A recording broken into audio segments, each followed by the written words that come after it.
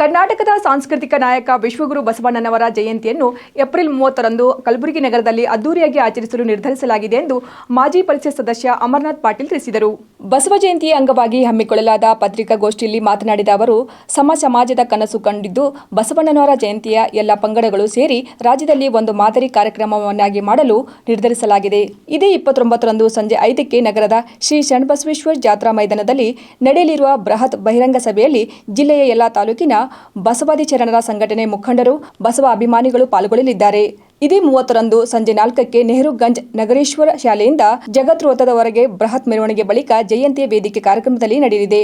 ಅದೇ ರೀತಿ ಏಪ್ರಿಲ್ 28ರಂದು ಬೃಹತ್ ಕಾರು ರ್ಯಾಲಿ, 29ಕ್ಕೆ ಮಹಿಳಾ ಬೈಕ್ ರ್ಯಾಲಿ ಹಾಗೂ 30ರ ಬೆಳಗ್ಗೆ ಬಸವೇಶ್ವರ ಆಸ್ಪತ್ರೆಯ ಸಹಯೋಗದಡಿ ರಕ್ತದಾನ ಶಿಬಿರ ಹಮ್ಮಿಕೊಳ್ಳಲಾಗಿದೆ ಎಂದರು. ಪತ್ರಿಕಾಗೋಷ್ಠಿಯಲ್ಲಿ ವೈದ್ಯಕೀಯ ಶಿಕ್ಷಣ ಸಚಿವ ಡಾ ಶರಣಪ್ರಕಾಶ್ ಪಾಟೀಲ್, ಸಣ್ಣ ಕೈಗಾರಿಕೆ ಸಚಿವ ಶರಣಬಸಪ್ಪ ದರ್ಶನಾಪುರ್, ವೀರಶೈವ ಲಿಂಗಾಯತ್ ಮಹಾಸಭಾ ಜಿಲ್ಲಾಧ್ಯಕ್ಷ ಶರಣಕುಮಾರ್ ಮೋದಿ, ಶಾಸಕ ಅಲ್ಲಂಪ್ರಭು ಪಾಟೀಲ್, ವಿಧಾನ ಪರಿಷತ್ ಸದಸ್ಯ ಶಶಿಲ್ ಜಿ ನಮೋಶಿ, ಮಾಜಿ ಶಾಸಕರಾದ ದತ್ತಾತ್ರೇಯ ಪಾಟೀಲ್ ರೇವೂರ್, ದೊಡ್ಡಪ್ಪಗೌಡ ಪಾಟೀಲ್ ನರಿಬೋಳ್, ಶರಣಬಸವೇಶ್ವರ ವಿದ್ಯಾವರ್ಧಕ ಸಂಘದ ಕಾರ್ಯದರ್ಶಿ ಬಸವರಾಜ್ ದೇಶಮುಖ್, ಪ್ರಮುಖರಾದ ಅರುಣ್ ಕುಮಾರ್ ಪಾಟೀಲ್, ಪ್ರಭುಲಿಂಗ್ ಮಹಾಗಾಂವ್ಕರ್, ಕಲ್ಯಾಣಪ್ಪ ಪಾಟೀಲ್ ಮಳಿಕೇಡ್, ಆರ್ಜಿ ಶೆಟ್ಗಾರ್, ರವೀಂದ್ರ ಶಹಬಾದಿ, ಪ್ರೊಫೆಸರ್ ಆರ್.ಕೆ. ಹುಡುಗಿ, ಶ್ರೀಶೈಲ್ ಘಳಿ, ಸುರೇಶ್ ಸಜ್ಜನ್, ಕಲ್ಯಾಣರಾವ್ ಪಾಟೀಲ್, ಅಶೋಕ್ ಘಳಿ, ಸಂಗಮೇಶ್ವರ್ ನಾಗನಹಳ್ಳಿ, ಶರಣು ಬೂಸ್ನೂರ್, ಪ್ರವೀಣ್ ಪಾಟೀಲ್ ಹರವಾಳ್, ಸೋಮಶೇಖರ್ ಹಿರೇಮಠ್, ಭೀಮಾಶಂಕರ್ ಮಿಟ್ಟಿಕಾರ್, ಉದಯ್ ಪಾಟೀಲ್, ಡಾ ಶಂಭುಲಿಂಗ ಬಳಬಟ್ಟಿ, ಶರಣು ಟೆಂಗಳಿ, ಚೆನ್ನು ದಿಗ್ಗಾವಿ, ಡಾ ಕಿರಣ್ ದೇಶಮುಖ್, ಶರಣು ಬೋಸ್ನೂರ್, ಈರಣ್ಣ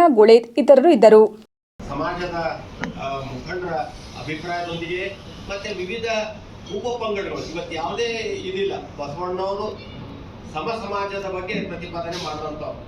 ಇವತ್ತು ಮೇಲು ಕೀಳು ಇಲ್ಲ, ಹೆಣ್ಣು ಗಂಡು ಇಲ್ಲ, ಈ ತರ ಇವತ್ತು ಎಲ್ಲ ಕಾಯಕ ಜೀವಿ, ಕಾಯಕ ಸಮಾಜದವರು, ಎಲ್ಲ ಉಪಪಂಗಡಗಳು, ಎಲ್ಲ ಸಮಾಜದ ಬಂಧುಗಳನ್ನು ಒಳಗೊಂಡು ಈ ಒಂದು ವಿಶಿಷ್ಟವಾದಂತಹ ಉತ್ಸವವನ್ನ ಇಡೀ ರಾಜ್ಯಕ್ಕೆ ಒಂದು ಮಾದರಿಯಾದಂಥ ರೀತಿಯಲ್ಲಿ ಇವತ್ತು ನಾವು ಪ್ರಸ್ತುತ ಮಾಡಬೇಕು. ಇವತ್ತು ಅತ್ಯಂತ ಹಿರಿಯ ಸಚಿವರು ಇಬ್ರು ಇದರ ನೇತೃತ್ವ ವಹಿಸಿ ಹಿರಿಯರಾದಂತ ಅವ್ರು ಒಂದಂದ್ರು ವಯೋವೃದ್ಧರು ಅಂದ್ರು, ಅವಾಗ ನಗ್ತಾ ಇದ್ದಿರ್ತಾವ, ಯಾರಿಗಂತ ಹುಡುಕ್ತಾ ಇದ್ರಿ ಬಹುಶಃ ವಯೋವೃದ್ಧ ಯಾರ ಅಂತ ಯುವ ಹೃದಯದಂತ ಎಂ.ವೈ. ಪಾಟೀಲ್ ಅವರನ್ನ ಇವತ್ತು ಸರ್ವಸಮ್ಮತದ ಅಧ್ಯಕ್ಷರಾಗಿ ನಾವು ಆಯ್ಕೆ ಮಾಡಿದ್ದೀವಿ.